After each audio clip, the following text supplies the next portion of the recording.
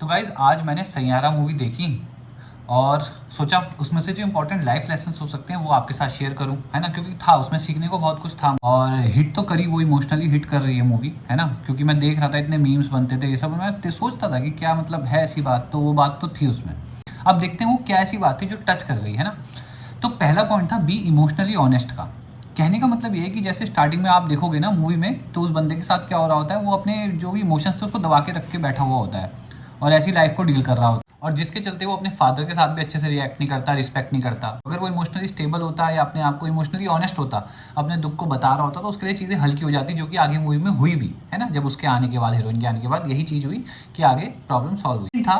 Face insecurities together, यानी कि क्या हुआ मूवी में दिखाया गया कि जब दो सोलमेट आपस में मिले और जब उन्होंने अपनी अपनी प्रॉब्लम्स को एक साथ मिलकर हैंडल किया, उसने उसकी भूलने की प्रॉब्लम में उसकी मदद की, उसको अच्छे मोमेंट्स दिए, और वहीं पे उसने उसको इमोशनली इतना स्ट्रॉन्ग कर किया कि वो अपने गाने पे काम करे, अपने फादर के साथ अच्छा रिलेशनशिप बिल्ड करे, उनकी हेल्प करे, तो वो भी वहाँ से ग्रो कर गया। यानी कि ग्रोथ कहाँ से मिली, ठीक है, टुगेदर एक दूसरे की हेल्प करने के लिए। और ये सिर्फ एक कपल वाले सीन में ही नहीं, ये आप फ्रेंड्स के बीच में हो सकता है, पेरेंट्स और चाइल्ड के बीच में हो सकता है, किसी के बीच में भी एक दूसरे को ग्रो करने वाली बात तो है ही। फिर है वहाँ पे love is a healing force. सही बात है।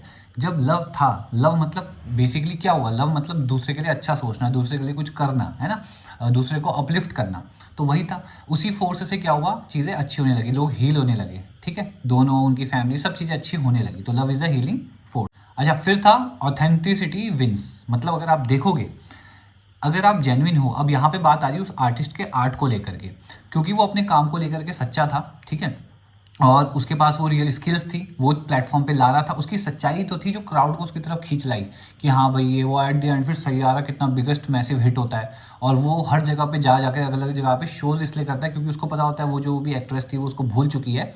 तो उसको पता था, उसने पहले बोला था कि इस गाने को जब भी कहीं गाओगे तो मैं आ जाऊंगी, तो उसने हर जगह परफॉर्म किया अपनी पूरी मेहनत से, वो ग्रो भी करा, कमाए भी उसने पैसे, सब कुछ आ गया। पर एक बात थी उसके अंदर, वो जो आर्ट थी वो सच्ची थी, झूठी होती तो नहीं चल पाती गाड़ी, है ना।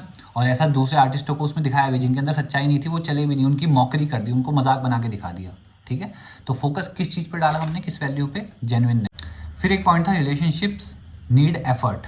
सही बात है, एफर्ट थे। वो जानते हुए भी कि उसको अल्जाइमर है, और उसमें बताया भी था कि इसका इलाज नहीं, इसका कोई क्योर नहीं है, बट वो एफर्ट तो दे रहा था कि उसको इतने सारे मोमेंट्स दे दूं जिनमें से जब उसके माइंड में वो सेट हो जाए। और ऐसा एट द एंड में दिखाया भी गया, क्लाइमेक्स के में भी यही हुआ कि जब उसने वो चीज़ें रिपीट की तो उसे याद आ गया। अच्छा, तो देखो पावर तो थी कहीं ना कहीं उन एफर्ट्स में, उन जेन्युइन एफर्ट्स में, ठीक है। तो इसलिए रिलेशनशिप में सबसे इंपॉर्टेंट है एफर्ट लगाना, वो भी एक अच्छा दूसरे के लिए। तो गाइज आप भी शेयर करना अगर आपको इनके अलावा कोई पॉइंट मूवी में, या कोई ऐसा कोई फेज जहाँ पे आप बहुत इमोशनली आपने फील किया हो कि यार ये बहुत ही अलग सीन था, ये बहुत ही अलग चीज़ थी, जो भी आपने फील किया मूवी में बताना कमेंट में, ठीक है।